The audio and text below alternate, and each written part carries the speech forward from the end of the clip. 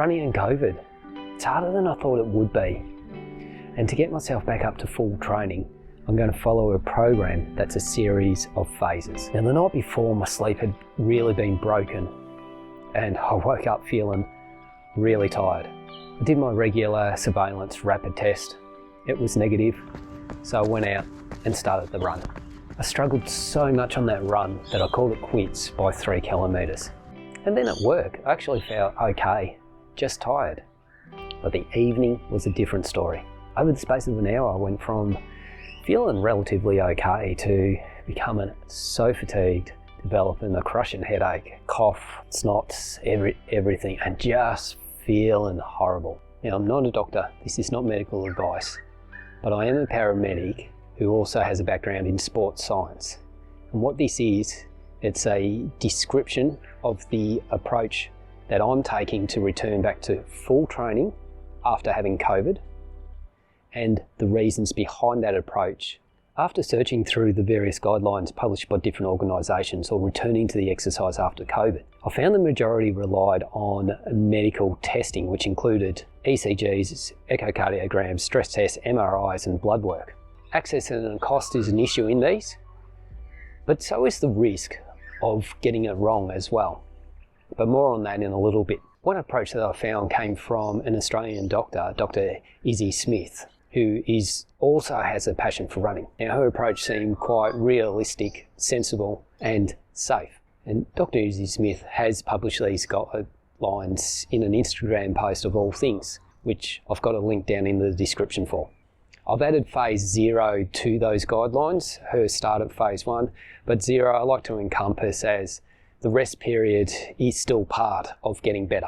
Now, phase 0 starts when you first contract the spicy cough, all the way up to when you've been symptom-free for a full week. So why not just run when I feel good?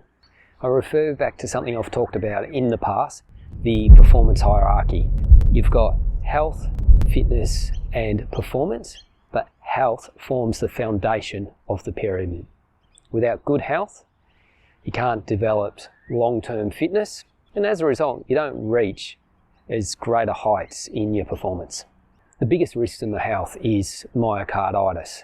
And while it is a relatively rare condition, there's still some evidence that maybe around 15% of athletes who have COVID, even with mild symptoms, develop myocarditis, or at least recognisable inflammation and signs, even scarring on the heart itself.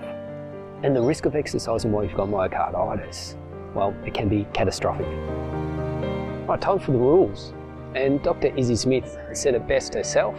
Returning to exercise will be a series of phases which you need to pass before moving on to the next level.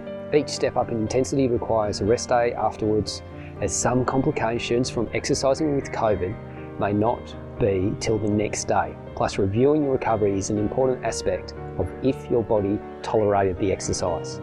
A much higher RPE or heart rate than normal or not feeling recovered means you are not ready to progress, and chest pain or significant shortness of breath means you need a medical review. With that, phase 1, it's at least 2 days, and the first exercise should be 15 minutes, low intensity, so think of a really easy jog, and this is a test to see if you're ready for that exercise. If that feels terrible or your heart rate is higher than usual or much higher than usual, you need more rest. My first run, well, it didn't feel that great. My heart rate was significantly higher for that level of effort, so I took another day off, and 2 days later, I tried again. And that one actually felt good.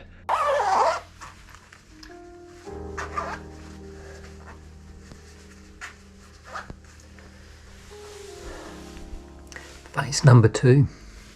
So that means 30-minute runs at zone 2 or below the first lactate threshold. A little bit nervous of this.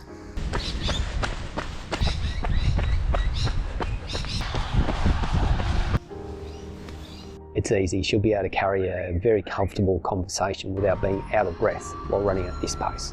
Now, I felt pretty good during these runs. The only iffy bit was after the first run, I felt reasonably tired for the rest of the day and the next day, so I wasn't too sure about the recovery there. But for the follow-up runs, everything just went fine. But thrown into the mix, I ended up getting a few moles cut out and needed stitches as part of my regular skin cancer review. So I took an extra 2 days in this phase. Again, part of health taking priority. In phase 3, we move up to 40-minute runs, held at that same pace, that comfortable, easy pace, but we also insert a couple of runs where we go up in intensity, up to zone 3 in a 5-zone model. This is the phase I'm at the moment. And for phase 4, again, like the previous couple of phases, goes for at least a week. In this one, we extend the easy runs up to 1 hour, but we also add in a couple of runs where we really bump up the intensity. So zone 4 in the 5-zone model, but we make these efforts repeats of maybe about 1 minute, up to a maximum of a total of 8 minutes of hard and fast running for the session. You're just testing the waters to see if you can handle that faster stuff. And for zone 5, we'll hold it for 2 weeks at least. And the point of this one is to get the volume of training back.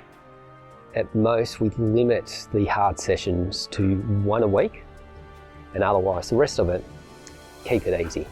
But we're just going to get the time and volume back up. Then we can move on to phase 6, the new normal. So you're back up to full training, but taking into account that you've had some time off, so your fitness won't be as great as it was before you got sick, making normal, smart training decisions. And the new normal will be worth a video in itself. Now, I have no doubt people will look at these time frames and go, that's way too long. And I know that was my first reaction too. And while there are plenty of examples of people who got the spicy cough, had a few days off and got back to training without any issue, there's still enough out there that got really sick. I don't want to be in that second group.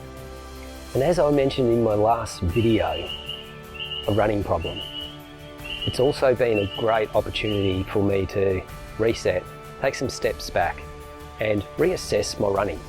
And I'm looking forward to progressing my journey, enjoying my running a lot more, and just having a better approach. So thanks, Rings. Keep your running alive.